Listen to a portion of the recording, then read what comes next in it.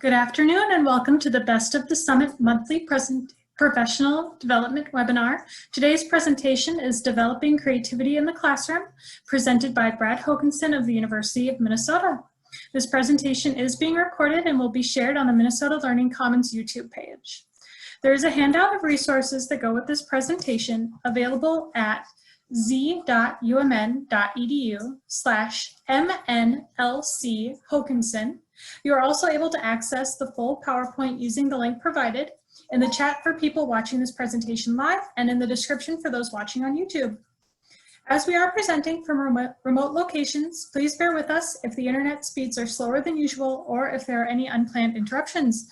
With that, I would like to welcome Brad Hoganson. I'm still unmuted. Hi, Suzanne. I think you need to mute me. Unmute me. I can hear you loud and clear. Oh, good. Okay. Well, I'm taking the screen back here, and I'm going to start. I'm going to close that. We're going to kind of running our process here in terms of what's going on. Can you see me?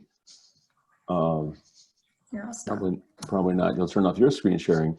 I'd like to welcome everybody to our session this afternoon, and I appreciate all of you attending. Even though we're kind of probably all on lockdown, here in Minnesota, it's a nice, relatively sunny day, and a day that's relatively warm, so appreciating that. I'd like to thank the College of Continuing and Applied Professional Studies for sponsoring this session and inviting me to do this, and Suzanne for her great help, and for Quinn, who is sitting next to Suzanne, for being very well-mannered for a 4-month-old. So thanks so much for doing that. I'm going to go straight into the PowerPoint then, and I'm going to share my screen, and then go here, and we're going to go to the PowerPoint, and I think I'm here, need to be. Here we are. And so what I'm doing now is I have a PowerPoint slide, and I'll go through this, but first I want to kind of talk about what I'm going to talk about in terms of the session, is that I have, I've been teaching creative problem solving for about 20 years. And so I started in the fall of 2000, which is sort of a long time ago. And so that sort of leads to a number of different questions, and we'll go through a number of different things, such as I'll talk a little bit about my research, I'll talk about my curative process, and also talk about how that can be applied in terms of the classes. My PhD is in educational technology.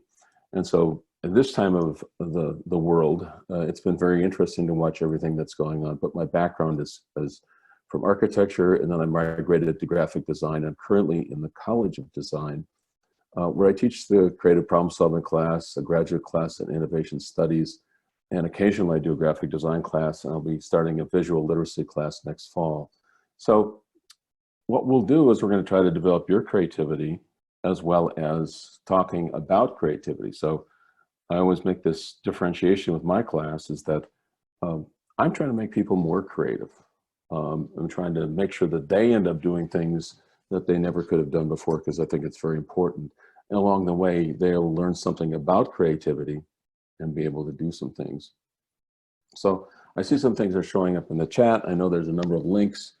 The PowerPoint is there, it's a PDF, and you may want to wait till later. It's about 50 megabytes, depends upon the size of your incoming internet connection, or you may want to go along with it in terms of what's happening. My PowerPoint is probably going to be a little more fun than the one that's in the PDF, because we have to take out the animations. So we're talking about about creativity. My first slide is here someplace. So as I said, I began as an architect, and so I know a lot of architects, and teaching in the College of Design, I often run to other architects that I went to school with, or that I practiced with, or I practiced against and competed with. And it's odd being connected with a college that has facilities in the architecture building for me, coming out of architecture, but graphic design is in a whole different world. So this is one of the projects we did as architects, as part of the University of Minnesota, but it's on the far western part. And so I run into architects, and they usually ask me a number of questions. And so one of them is like, how, I'm kind of shifting around, there we go. They ask me a number of questions, and one of the things they say is, oh, so you teach architecture? Well, no, I don't teach architecture. So they said, so what do you teach? I said, well, I'm in graphic design. And he says, so you teach graphic design? I said, well, I don't teach that much graphic design. I said, well, what do you teach? Well, I teach creative problem solving. And that's sort of where the rubber hits the road, is they say, well, I don't think creativity can be defined or taught or evaluated, any of those. You just can't do that. And I get to respond, it's like, well, that's sort of my day job. And so we're going to walk through those parts. We're going to walk through how it gets defined, how it gets evaluated, and how it gets taught. And along the way, you'll probably learn how to be a little more creative yourself, hopefully, in terms of how things work. So as I said, I taught creative problem solving since 2000. And I've done this, that probably means I've done it about 35 times, because it started out every semester, but it grew from a small freshman seminar to a fairly large class. One of the other programs said, well, we want everybody in the program to take creative problem solving because that's one of the top skills in business that everybody lists. IBM did that, and they said, well, 55% of all executives say they want people to be more creative. And so that's a good skill we want to develop in people.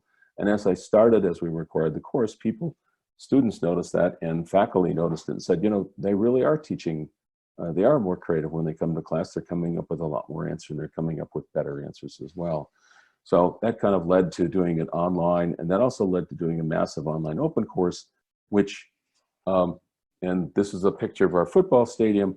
So the first two times I did it, I had 52,000 people sign up, which is about the size of our football stadium. But as you can see here, not everybody signed up, and not everybody showed up at the football game, and not everybody showed up in the class as well. Right now it's running on a continuous basis through Coursera, and I just got an email that I've got 99,000. So in the beginning, early on, usually what happens is they consider creativity to be a gift of the gods. Like somebody was touched and they had to be more creative. They were the ones that were more creative, and that was chosen by God, and that was only something that happened at birth. Leonardo, Michelangelo, all of those people were actually touched by God. They were imbued with the Spirit. They were visited by the Muse, whatever you'd want to say.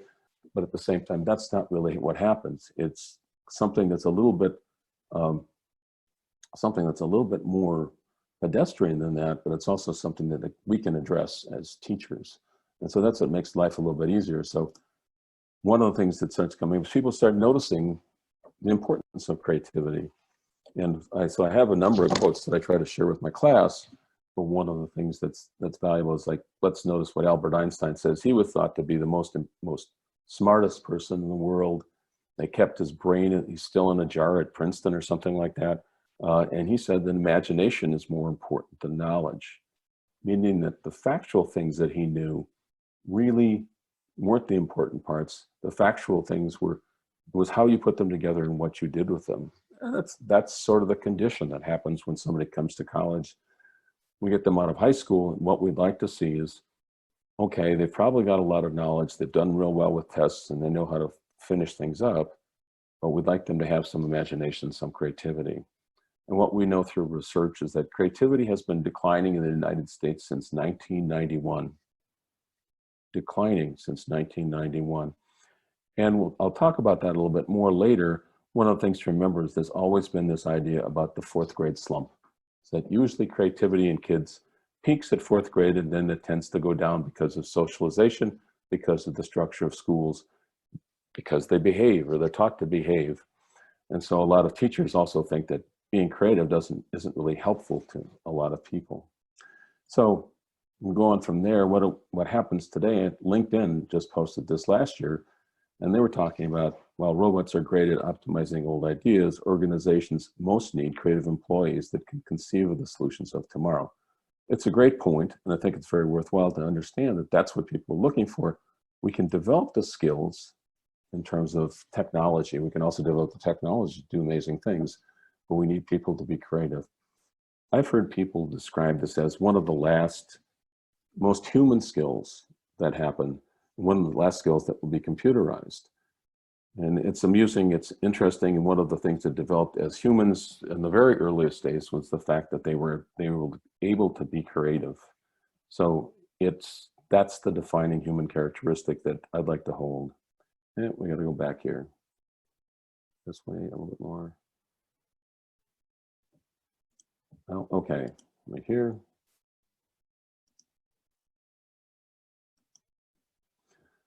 Okay, we're still there. Well, one of the things that's important to look at is what difference does creativity make? And there has been, creativity has been tested since about 1950. It's about as old as I am. And they started doing it, one of the leading researchers in creativity was at the University of Minnesota, a guy named Paul Torrance. He did most of his work when he was at the University of Georgia, and that's where he passed away in 2004. But he figured out a way to quantify creativity, which is, of course, what a research institution does, like University of Georgia, University of Minnesota. But they've gone back. They have about 300,000 test results. And I use this to test my class every semester. And so they said, well, does that really make a difference in terms of somebody who's effective, somebody's skilled, somebody's getting achievement in later life? They've gone back and they've tested people that took tests when they were in 5th grade, like in the late 50s. And they said, you know, about half of the variance in adult creative achievement is explained by divergent thinking scores. Now, divergent thinking is sort of an aspect of creativity, and that contribution of creativity is more than 3 times that of intelligence quotients. What that means is it's better to be creative than just a little bit more smart. You know, the metaphor that I tend to use about that is that if you were playing basketball, if you were a basketball player, you could hope to grow a little bit longer, grow a little bit taller. But in reality, it'd be better if you practiced becoming a better basketball player. We can look at basketball players that are the tallest basketball players, and they aren't really as big a impact as the basketball players that are reasonably tall, 6'8", 6'10", but they're highly skilled at playing basketball. Michael Jordan wasn't the tallest basketball player. Neither was Albert Einstein. Albert Einstein wasn't the smartest physicist either.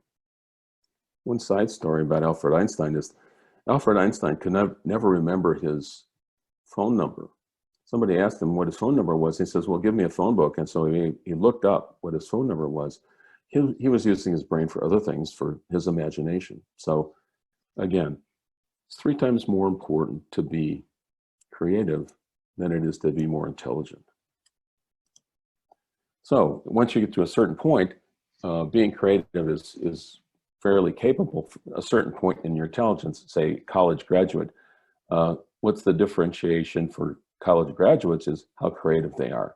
So that's why it's very important for us at the University of Minnesota or in college to develop creativity in our students. And I teach a class that's sort of general in terms of creativity. I try to develop their creativity skills so that it's sort of not domain specific. Usually people will go into a specific domain, whether it's physics or journalism or art or graphic design, and they'll develop a set of skills there. But the important part is I can teach a broad range of students to develop their creative skills, and they can apply them anywhere, their regular life or in their specific practice in terms of what they're doing. So, okay, so let's get back to defining creativity. Well, creativity there's a generally accepted definition, and there's a lot of variation on that definition, but there's basic parts. So first part is generally creative ideas are new and they're original, they're unique, and they're rare. It's got to be something that's different. It's got to be something that's unique. If it isn't, it's the same old stuff. It might be really good, but it isn't necessarily creative in its aspect right now. The second part, and these two go together, they're kind of tied together and nothing can separate them. The second part is that it's got value. Creative ideas are applicable, you can be useful, they can be valuable to individuals or society. And that's an important idea because you have to have the two of them. If it's just valuable, it's not creative. It still might be of value, but that doesn't necessarily mean it's creative. If it's novel, as somebody says, that's just sort of fantasy, it's got to be able to be applied. So you've got to do both. It's very much like our ideas of design. recently, say over the last 5 years, there's been this movement towards moderating that discussion a little bit and saying it also has to be good in context. So it depends upon what context you're in. For example, if I ask somebody to wear something different, and I've done that, and they're working in an Asian factory or an Asian office, they might not be allowed to do that at work, whereas in the United States, it might be a little bit simpler. So I kind of developed this idea, learned more about this as I was teaching my massive online open course. I had a student in Cambodia, and so she came in. We have an assignment for that's called Eat Something Different, where they have to go eat something that they've never eaten before. She posted, this is one of her pictures, and this is a bowl of grilled tarantulas, and they're street food in Cambodia. And she said they're very common, they're very used very often, and everybody in the class said, well, you know, that's not something that's different for you. You've done that before. It's kind of unusual for us. And so that's sort of the idea of context. And the other thing that she did, however, in context was she had the tarantulas on a toast, on bread in a sandwich, and she'd never had a sandwich before. So it was this thing that was very familiar, and this thing that was very unusual for her. So the tarantulas are not unusual in Phnom Penh, but they're very unusual in Baltimore or something like that, or Pittsburgh. So it's novel, it's of value, and it's in context. There's two parts to this then. And I know I talked about divergent thinking before, and the first one is more the bringing together of ideas. Usually what happens in our educational system now is we work on convergent thinking. That's developing a set of facts that work. It's logical, it's orderly. We're working towards a single specific answer. There is one correct answer. There's one answer that we're working towards. That's called convergent thinking. It's in contrast to this one, which is divergent thinking, which is diverging and coming with multiple ideas and concepts. That's the way you easily access creativity, is the development of multiple ideas. That's the fastest route to being creative, and it's also the most basic route to being creative. The story I tell my students is that if you think about it, convergent thinking is like your parents are saying to you when you're a younger person, they're saying, you should find one person and settle down with them. That'll be best for your life. Of course, that would be convergent thinking. On the other hand, you may be with somebody that they don't like, and they would say the opposite, which is, you really should play the field and date around a little bit. So it's the difference between convergent thinking and divergent thinking that actually shows up in our own lives. Of course, I'm arguing for the divergent thinking part, and the personal relationship part I think you'll address on your own. Okay, so building on that idea of divergent thinking as the sort of focus of what we're trying to do, I decided to look at what some of the bigger thinkers in the world tend to say in terms of what they do with their thinking pattern.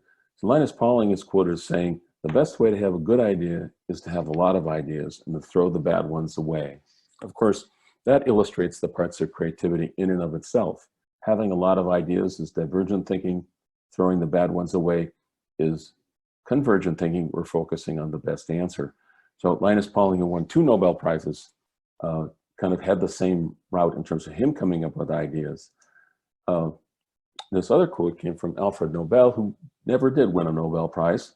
And he said, if I had 1,000 ideas and only one turns out to be good, I'm satisfied. It's the same idea in terms of making things happen. So what we're going to try now is we're going to have you do the same thing. We're going to do a small creativity test, and I'm going to show you an image for 90 seconds. And I'm going to ask that you come up with as many possible uses for something as you can in 90 seconds and write them down on a piece of paper. That'll kind of set things up, because we'll ask you for that back. So I'm going to start the clock as soon as we go to the next slide. So as many ideas, what I'm going to show you, you're going to try to figure out as many possible ideas for what I'm going to show you next. And I've started the clock. I'm going for 90 seconds.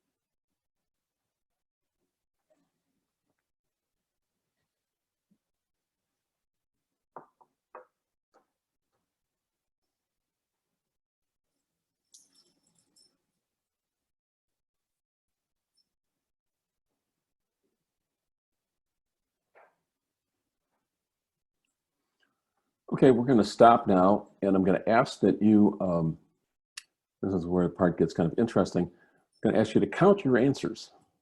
How many different answers did you come up with in 90 seconds?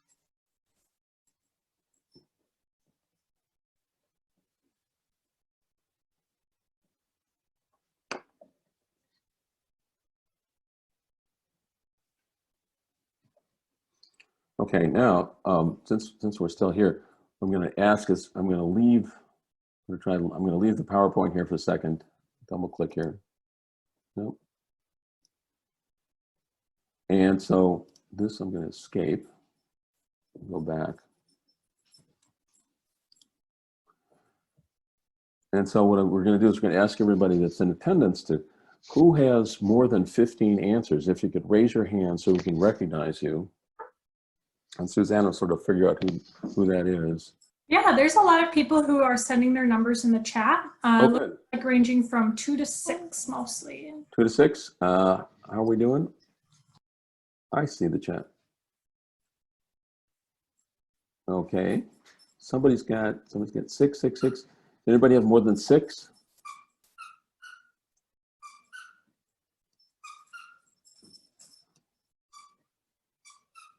No. Okay. Well, so let's try. I think it's 6, 6. How about Peter Rand? Is it the Peter Rand? Could be. So Peter, could you type in your answers that you got in terms of your 6 answers? Can you put that into the chat? And I'm going to try to put that on the main screen.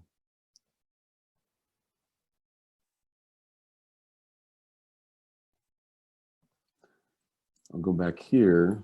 Actually, I need to go back on screen.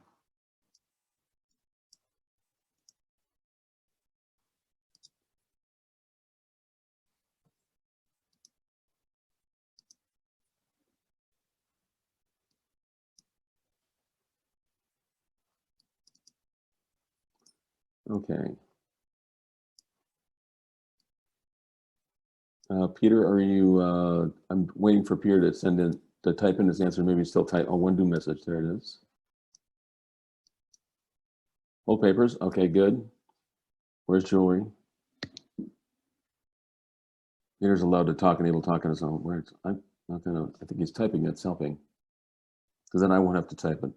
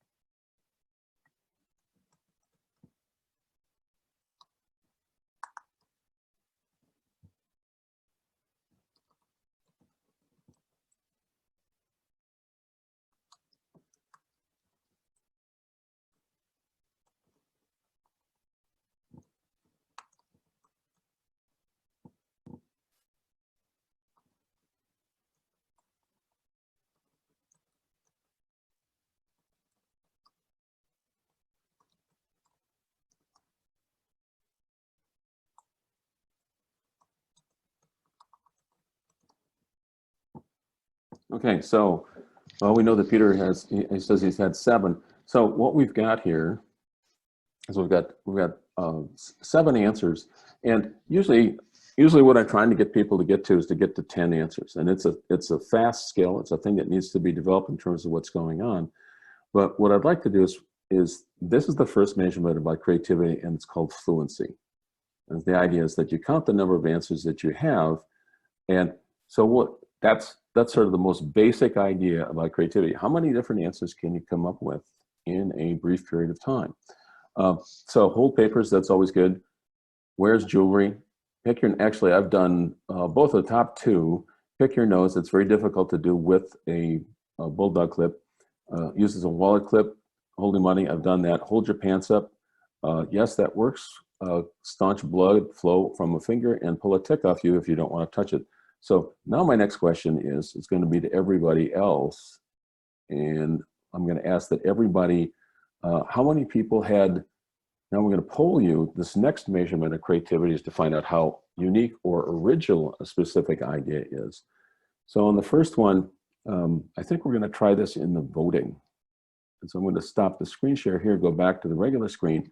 So if you had the same answers that were given before, so if you had, did anybody else have hold papers? And I think there's a vote thing that had, okay, there's a raised hand here. So if raise your hand, 1, 2. Okay, we got enough. All we need is 1. So hold papers isn't, okay, we're just put X by that, that's not. And then we'll go back to, the next one is, where is jewelry? How many people said they had wear binder clip as jewelry?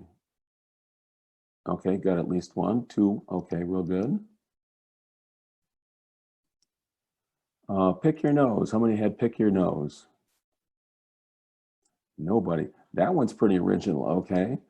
We'll put an O by that one for original. And use it as a wallet clip. Wallet clip worked well as also. I'll go to the next one. How many people use it to hold your pants up or something to hold your clothes together?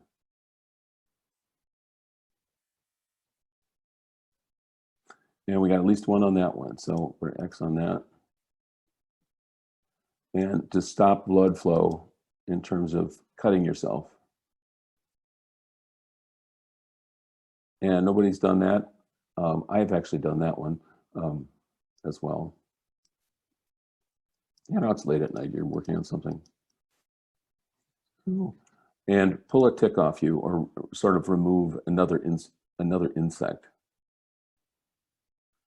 Again, okay, very good. So that means that as a percentage, he had 1, 2, 1, let's see, I can't, wallet clip, I think nobody else said that. As a percentage within the group we have here, he got 4 out of 7, which is actually pretty high. Usually what goes on now, I'm going to go back to this, to sharing the screen.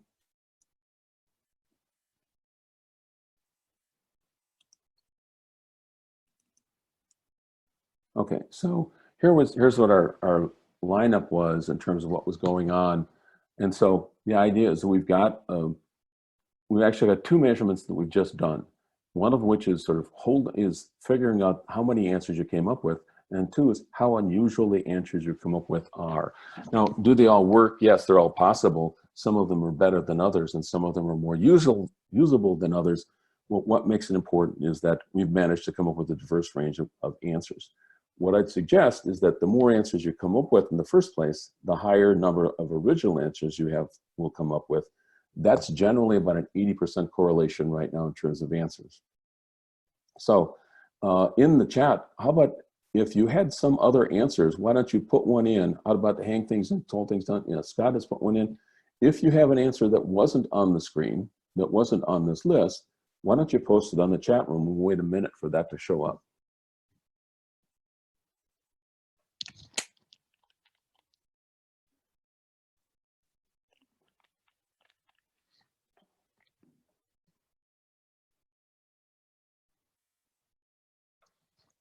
We got bicycle jewelry, hold countenance closed, hold vines to a post, a tie clip. I have done that, guilty. To level a bird bath, that's a good one. Chip bag holder, that's well done well. Organize item in a file. Hold shoes together so you know you get the right number of shoes together. Hold paper chips. Yes, you can actually put another bag closed. Hold recipes hold them upside down while you're reading them, I presume, which means you could also display pictures and things like that. So, okay, thank you for your response. Oh, still more, hang pictures. Just to let you know, use them trace on pictures, clip things together for a monitor, clothesline.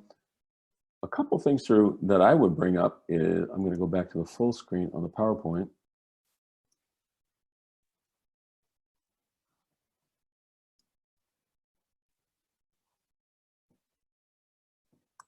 I think, okay. So we've done the evaluation of creativity, and I'll just kind of give you the test is, did anybody make a sculpture with this? Some other answers that I've received from students that I hear in class, and remember that they're 19-year-olds and undergraduates, which means they're both more conservative and a little looser, is that pinching or used as a torture device comes up a lot. Being used as an exercise device when you want your fingers to be stronger often comes up. Using as a game often comes up. And most of your answers sort of tend to come up. I think another one was use as a Barbie purse. And since they come in multiple colors, that actually works really good for a Barbie design for a fairly classic purse shape. That's sort of the basic parts about creativity in terms of the first easiest metric about how to measure creativity. What we found, I've got a colleague that also does research on this. We have this great argument between the two of us, is that I use binder clips and he uses paper clips. And it's just, but his research is still worthwhile and still helpful. So what goes on from there is we've looked at a number of different things. We've seen a number of different answers. What they come up with is usually when you get past 10 answers in the first place, you're going to come up with a different or more unique idea. You'll come up with ideas that are more off the wall, more unique, more useful, and therefore more creative. So evaluating creativity, we've got a number of concerns. Fluency was the thing you just did. That's the number of answers that to a given prompt or to a given challenge. The second thing that came up that you did was the rarity or uniqueness of answers. How unusual was your answer in terms of what's going on? A lot of reasons why something that's original might be that it isn't very good. I give students an exercise saying, I've got athlete's foot. Can you give me ways to stop having athlete's foot? And you can go through, well, you know, dry your feet or put an ointment on them or wear shower socks when you go to the gym. And another one gets to be, you could cut your foot off. You wouldn't have athlete's foot anymore. You wouldn't have any foot, but you wouldn't have athlete's foot. It's a bad answer, but in terms of originality, it's very original. So the idea is to try to push out the things that you can throw away later. Just like Linus Pauling said, have a lot of ideas, throw the bad ones away. That's a bad one. Another thing that comes up is that you tend to develop the same type of answers. And I talk about one of the ways to describe that is flexibility. I usually talk about that in terms of what would you like to have for dinner tonight? And the question is, and one answer would be, I'd like a sausage pizza. Another answer would be a mushroom pizza. Another answer would be a pepperoni pizza, and another would be a cheese pizza. That's 4 answers. None of them are original. Maybe one of them would be like a grass pizza. I'll go out in the backyard, pick grass, put it on the pizza. Okay, so there's a 5th one. It's a little bit more unusual, but they're all the same type of answers. When I would say something like, I want to have curry, or I want to have kung pao, or I want to have a hamburger, those are different types of answers. Maybe another answer would be, I just want to eat fruit for the whole dinner. It's the different types of answers is also another way to develop creativity. And that's also one thing that we try to look at in terms of getting people to develop different types of answers. Lastly, one of the things that happens is, since we're on a very tight timeline in terms of developing these creative answers, the number of details that you can add to any answers, I mean, you're sitting, you're writing it all down. It takes a long time to say, I want to have a pizza that's got this, this, and this, and then I want to eat it underneath a pine tree out in the forest with pine needles dropping on the top of it. All of those details are very creative ideas. That's also another way of looking at and measuring creativity, and I've done that in some of the testing that I've done. So where does that end up in terms of my class? I figured this is the sort of easy part of what's going on. I give students a challenge to do something different every week. And it's like I start with the simple one. I start with, let's do, eat something different in the first place, and then I get into a number of different answers. This one, for example, is do something you used to do as a child that you don't do anymore because you're an adult, you're grown up. Because when I get students, they come in and they're fairly conservative. And for the first 3 or 4 weeks, they tend to just do the same old things. And after that, they sort of get it and they realize that they could do a whole range of different things. You try to make sure that they don't do things that are very injurious to them. Like, I've got rules. I can't do things that are reasonably expected to harm yourself, or that are illegal, or that would get kicked out of school, or you can't do things that would abuse someone else. So this is here's one from do something you used to do as a child. And this is one of the assignments is also to do something that one of your others does that you never do. The older person in the picture is the father of the younger person. And what his son did all the time, he always wore a diaper and used the diaper and then had a bath at the end of the day. And so my student bought adult diapers, used them while he was attending the university all day long, and then came home and took a well-needed bath. But he did something, he figured out what his other was doing, and he tried to replicate that to give himself a different viewpoint. Okay.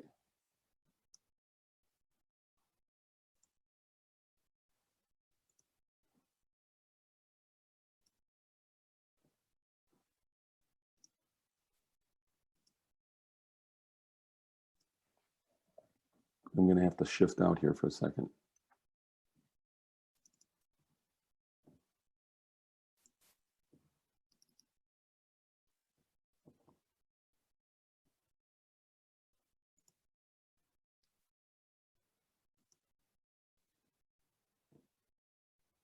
Okay, one of the assignments at the very beginning is to eat something different. Very few people have eaten upside down. That really turns out fairly well. I've had them do things. What did you used to do as a child? I had people running around the streets. This is when I did my more adult class. This was do something different that your other always does. And this was, her other was her sister, and her mother always liked her sister better. And so she never had a picture of her on her dresser. So she actually made her mother's table and then put herself in a picture frame, wore it on the bus to school. Eating with your feet is sometimes done in class. And wear something different as this person wore the wall in the building he was having the class in. Eating underwater has happened a few times. It does end up with some very good pictures, kind of showing the whole thing. One of the questions is you can also do something fairly simple. It might not be what you eat, it's how you eat. So it's in terms of, you can say it's the specific things you eat, but it also could be how you eat itself. And we can see the reactions in terms of doing that. As I've said, it doesn't have to be a good idea, and he'll never do that again. At the same time, something that's fairly ordinary can be eaten differently as well.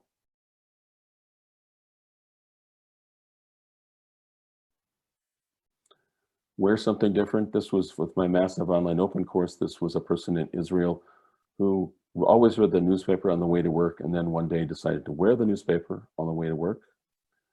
Some things are fairly simple and a little bit unusual. So shaving with Ready Whip gets to be a sort of sticky situation. What happens with my class is that what I try to do is I try to get them up, the class as a whole, to the 90th percentile in terms of learning. And I do creativity testing before and after. So this is sort of a chart of what's happened along the course of the semester, of the years that I've been teaching in class.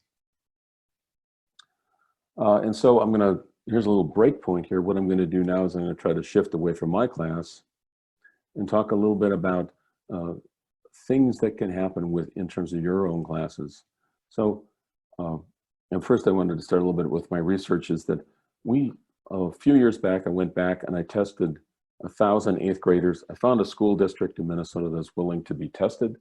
I tested 1,000 8th graders, and I tested 700 11th graders with the same test using the same methodology. And what we found is that 8th graders, for the most part, tended to be fairly creative, more creative than their older sort of district mates. And so in terms of fluency and originality, the two metrics that you've done, the 8th graders scored higher than the 11th graders. So as people got older, they tended to become less creative. As I said before, one of the things that's important is the 4th grade slump. That's the peak when people start declining in their creativity because they're being told to seek the right answer, seek the single answer. The skills that did develop, however, in terms of creativity, were in terms of elaboration. That's adding more detail onto specific ideas and onto, I'll try to go back. And so anyways, the idea was that they added more ideas. They also tended to synthesize ideas a little bit better. There we are. So premature closure is a sort of leaving ideas open at the end. Creativity gets to be something that's tied to openness, curiosity, resistance to closure, and a number of other higher order thinking skills that we're trying to get to in terms of our regular teaching. So my general answer, my direction in terms of teaching has been, how do you get to that next point? Like teachers are, I quoted this from one of the things I was reading, teachers are accustomed to specifying the problems on which students are to work and evaluating the extent to which students' solutions coincide with the correct answer. We're looking for one correct answer.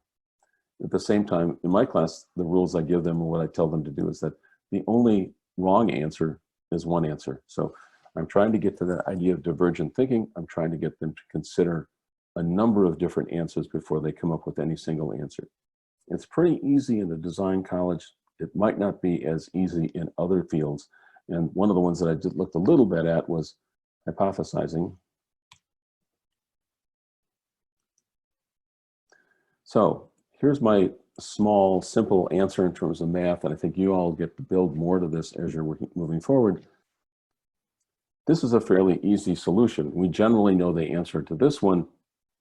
That's probably an age-appropriate situation. So if you go to the next one, which is a little more difficult. Yes, you saw it before. So if this is the problem as opposed to the previous problem, we get to the same amount of math capability. We also leave it open a number of different answers. So we know there's at least 14 different answers for this possible challenge. And so you might end up with this one. And it also starts becoming sort of skills appropriate in terms of doing the test. It's like, how do you do that in terms of negative numbers? And how do you do that in terms of when you change the sign, it could be a division problem as opposed to a simple math problem. So some of the things that happened, what I wanted to touch on a little bit that I've also been doing in terms of trying to get people to look at more complex problems, is I've been trying to also look at collaborative problems. So I do some work with, this is a kids exercise, and at this time this is with extension educators, having them build something in a group. This is the marshmallow challenge in case somebody's interested. But one of the things that keeps coming up in terms of creativity is the idea of brainstorming. Everybody says, or a lot of people say, let's get together and brainstorm some ideas. And usually what happens that might happen, I call it dorm brainstorming, is that everybody in the group comes up with a whole bunch of ideas, or usually the loudest person in the group comes up with an idea that everybody picks up on. And some of the people here are loud and some of the people are quiet, and they just all throw the ideas in there, and that's considered brainstorm. It's kind of fun, it's very interactive, it's very engaging, but it's not particularly effective at generating ideas. At the same time, classic brainstorming that was invented in the early 50s by Parnes at Buffalo State, which is a creativity program which is still in existence, has a very rigid model where people are in a circle and they all try to address a single problem. There's a leader, and usually the first person tells one idea, and people are not supposed to critique those ideas, and they generate a moderate number of ideas. It took about 2 years for that to be kind of evolved into something else, as something better. And so whenever you do, one good rule of thumb, if you walk away with anything from this session, is if you're going to do brainstorming of any kind, spend some time beforehand writing down, having everybody spend ideas, write them all down beforehand, and then coming to share them with the rest of the group, because that will end up with better results. And that's been consistently proven multiple times in terms of research. One of the things I've been working on, and that you've got, this is linked on your page, and it's also in part of the packet of information you can get, is something called Idea Relay, where instead of coming up with the ideas in the first place, you come up with one idea or one challenge, and then you pass it to your colleague, and it goes around in a circle. This takes about an hour. It takes a really good amount of time. You start about with 3 minutes per person, then you get to 4 and then 5. And everybody's writing answers and combining ideas on your specific challenge that you're coming up with.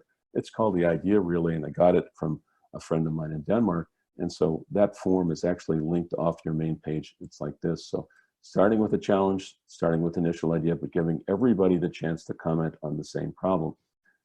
What this does is it forces everybody to write the ideas down, and you end up with consultations from everybody else in your work group, and you also end up with a bunch of great ideas. I've had really good luck with this one in terms of class. Usually this works better with graduate students than undergraduates. They tend to just rush through it. Having the time schedule on there really works a lot. Working with other professionals, I did this a few weeks ago at a high school, works out extremely well also, because then they're tapping into all the capability of everybody else in the group, and everybody's really concentrating and focusing on what they're doing. I'm trying to work on how to get this into doing it in an online model at this point in time. Okay. I read a lot of stuff from Arthur Cropley, and this is sort of to wrap up what's going on. I read a lot of stuff from Arthur Cropley, and he talks about how do you develop stuff and how do you develop your students in class? How do you build creativity? Is what you need to do is to develop a whole range of attributes. They're all generally good attributes. They don't necessarily focus on creativity, but they help allow a creative atmosphere. And there's a lot of work about how creative atmospheres are very helpful. And it's on my the handout sheet that you all should have. First of all, they need to have some knowledge to work with. Cropley's coming at this from engineering. He tends to be very fact-focused or content-focused. I'm less so because I'm teaching a generalist course. But at the same time, having something to work with, either in real life, which is the medium that I'm tending to use, or in a specific discipline, tends to help people be more creative. Having knowledge in one or more special fields is very helpful. So if you learn to be an architect or a graphic designer, having knowledge in that is very worthwhile. One of the things that works extremely well is to have capability in two fields and cross-fertilizing the two of them. And that, of course, argues that cross-fertilizing between multiple classes can be very important. Having an active imagination is a good idea. It might not be the greatest thing to have in terms of coronavirus, because you're always thinking that every tweak in your body means that you've got the disease. But at the same time, it's also something that's very helpful in terms of answering questions. Of course, the idea to actively recognize, discover, and invent problems is another good concept in terms of getting people to develop.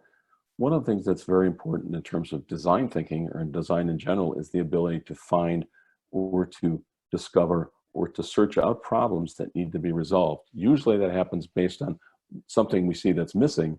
At the same time, we may actually find different ways to put things together. We also need to have skill at seeking connections, overlaps, similarities, logical implications. It's convergent thinking. We need convergent thinking. It does help us with divergent thinking. And then the next part about us having a skill at making remote associations by association, like these two things don't fit together, let's try to force them together, accepting primary process materials, developing new ideas from scratch, forming gestalts, and so forth.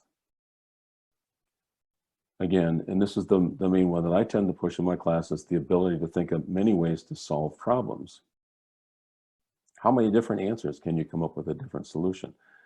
This is always helpful. On the other hand, at the same time, when you're going out to dinner and you're coming up with multiple ideas, you tend to get stopped at an intersection not knowing which way to turn. So that does have its limits as well. Preference for accommodating rather than assimilating. Assimilating tends to be returning to the status quo. Generally, ideas like, let's take something that really worked and just use that. That's the same old stuff. Whereas accommodating, let's see how this can be working into that same system. Willingness to evaluate your own work. Generally, what I've read about expertise and experts, they tend to be more willing to accept criticism about what they're doing. That's the hardest thing we get to in terms of design school as well. How do you get people to critique what they're doing? And the ability to communicate their results to other people. Other theoreticians in the field say that it's important to be able to convince other people of your ideas, to sell your ideas to other people, and to make sure that they accept it, to give it a chance. It has to go out in public or it doesn't help. So I'm concluding now. I have a book, Developing Creative Thinking Skills, an Introduction for Learners. It's available on Amazon. And I think I'm going to get to, I think that's the end of what I've done in terms of a PowerPoint. This is something I did at our school. We have a large room, and so they look for something to make connections between incoming freshmen. So I convinced them to roll up 400 balls of yarn to kind of throw them around and fill up the space. So that's sort of the end of my story. We can kind of ask for some questions now, either audio or in the text room. And let's hear what you have to say. I think that will do. If anybody wants to ask a question, they can just raise their hand and I will give them the ability to unmute their microphone.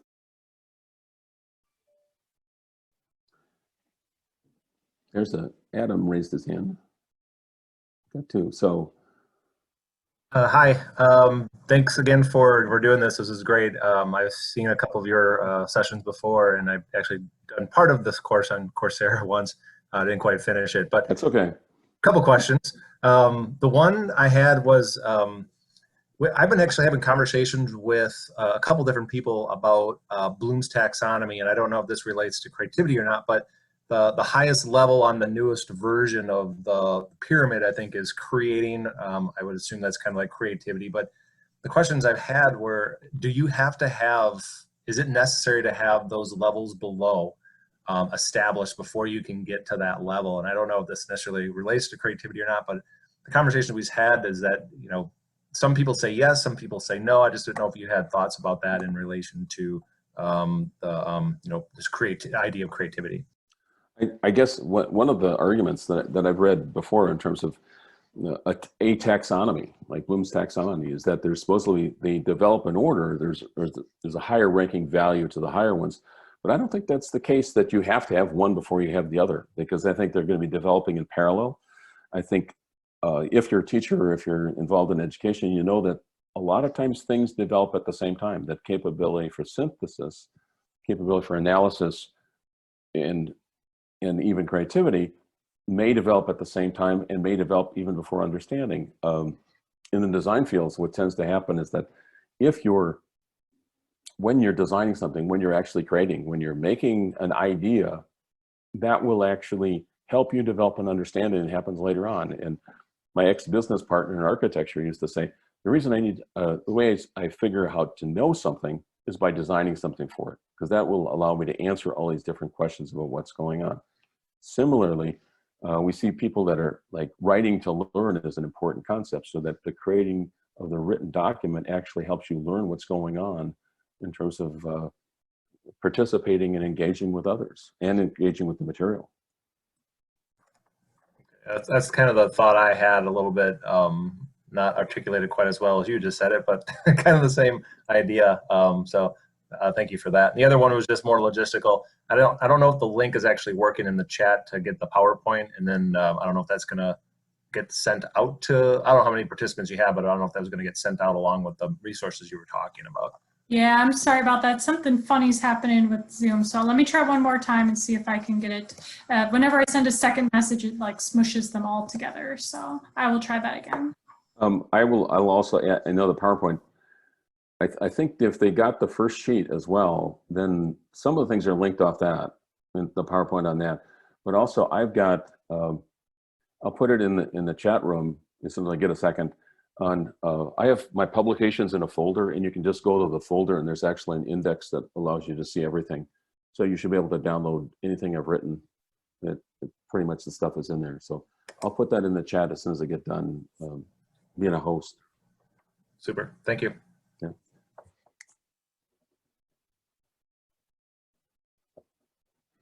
Yes, and other questions? Rick or Claire?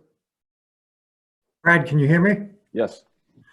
Thank you for having this. I'm a high school math teacher, and in this time, I'm pondering, and I'm reading your book, and I'm pondering, how do I empower, encourage kids to go back and create, if I give them answers, to create questions for these answers. Yeah. I started doing it myself, and I found, even though I know the math, I'm finding it's a lot more interesting, it's more engaging, it's more fun to say, you know, create such and such, give them some minimal guidelines and let them take it. Thoughts on that, Brad? I think that's absolutely right. I've got a friend here at the university who is essentially doing the same thing in terms of his, you know, entry-level math class at the University of Minnesota, and he was hired specifically, how do you get people to paths? Because the math department was having trouble with the math department was having trouble getting students to get decent grades in the engineering school. It's like, you know, they're not passing, they're not learning enough, and we're holding them to high standards, but there's got to be more inventive ways to kind of solve this. And I think that's what he's been doing. I think that's a great idea. How do you get to specific answers? And I think that's very parallel to what I had brought up before. So I would commend you for doing that. You know, it probably will show up in terms of results later on, whether it's, you know, hopefully the test scores are stable or go up, but I think they'll come out as better students in the end. Brad, That's a great idea. I'm sensing it might create some more engagement, some more Yes. fun, some more empowerment to say, here's a couple of guidelines, go with it, versus here, take these 10 questions and solve them. Yeah. That's so dry and boring, I think, versus if I say, create 3 or 4 graphs that have these boundaries and go with it. I think they're going to engage their minds much more significantly. Yeah, I think the real answer is like because when they're going to go out and solve problems, I mean, what we know about problem solving theory is usually people look for the way that works before in terms of solving a problem. What have I done that's exactly like this before, and I'll just do that again. And they generally don't look for something else. In the real world or in subsequent classes, they're not going to have that.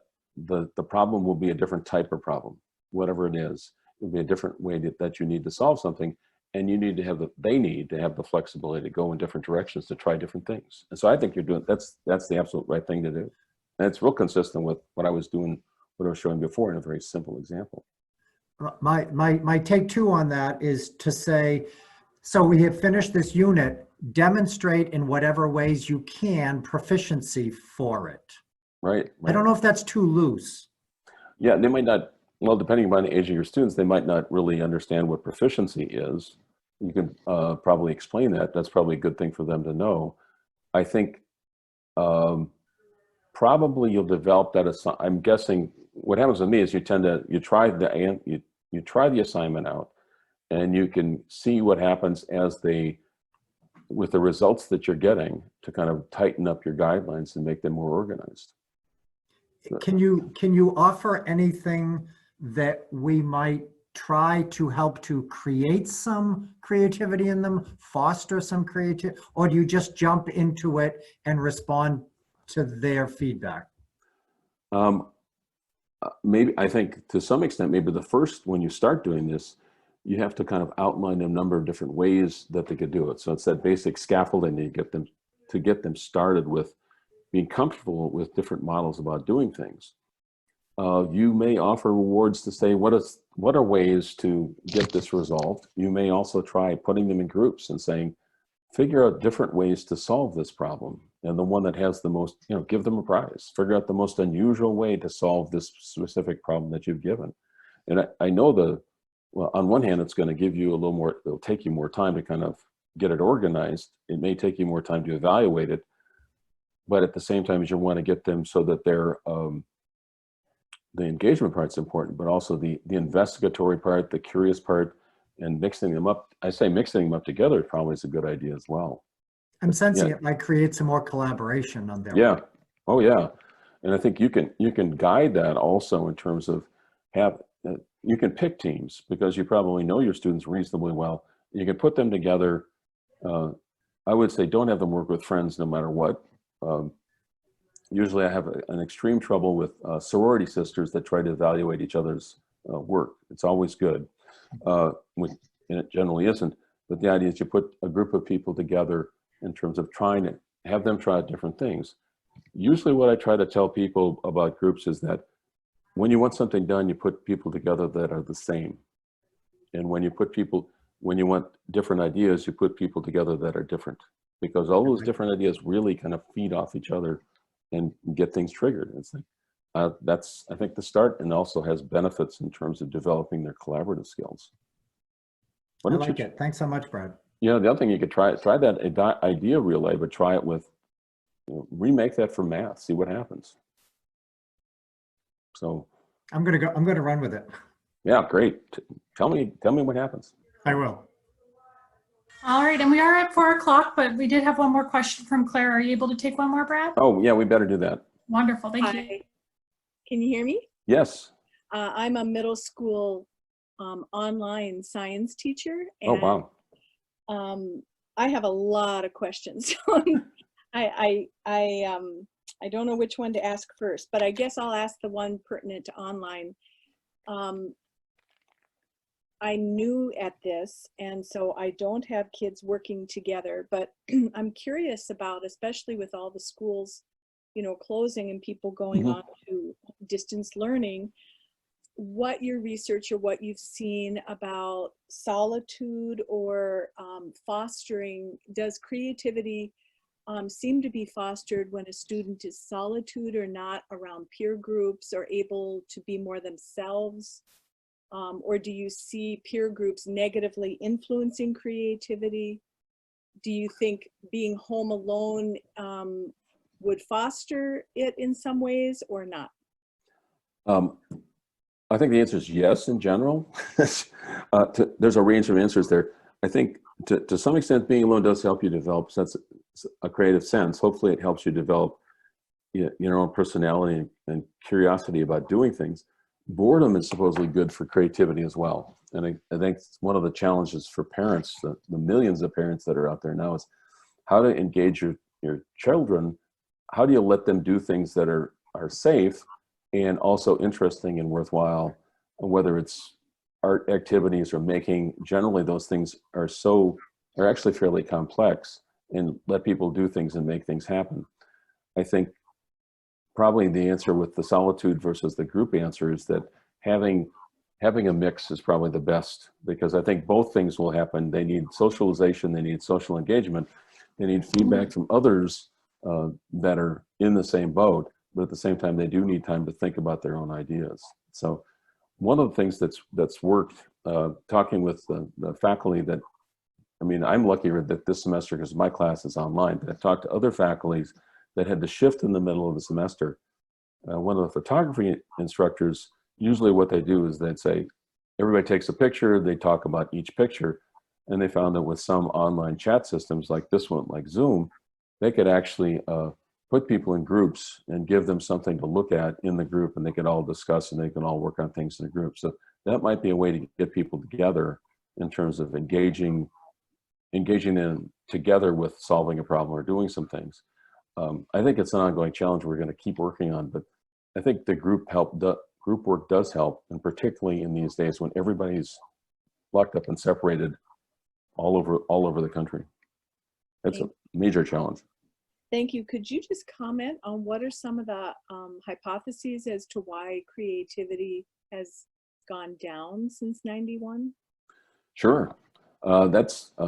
There was actually and on there's a big handout with a lot of text on it. It's actually a citation, a listing as to what that is. There was some work by Kim as one of the sources, and it's from like 2009, I think. The guesses that they had were on, there was a lot of program learning, there was a lot of standardized testing in terms of, and it's all very content-based standardized testing.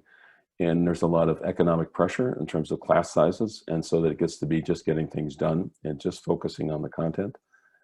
Television time has also, or screen time has actually started to turn things down, although there's also been some research about some of the more interactive games having a good effect in terms of creativity. So it's a wide range of things, probably all self-inflicted for various reasons. So screen time, standardized testing, basically the organization and the content that you all have to do in terms of middle school or K-12 teaching is incredibly rigid.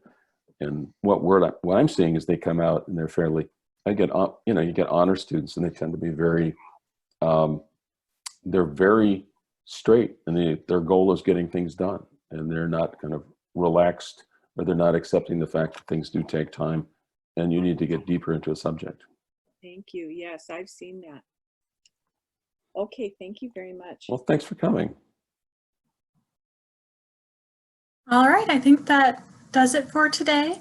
Thank you so much, Brad. The Minnesota Learning Commons really appreciates your presentation today on developing creativity in the classroom.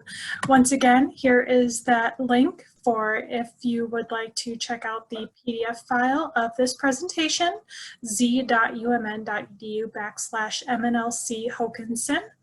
And if you enjoyed today's presentation, make sure to check out next month's webinar, The Digital Divide, Providing Equal Access in an Era of Online Delivery. Thank you so much.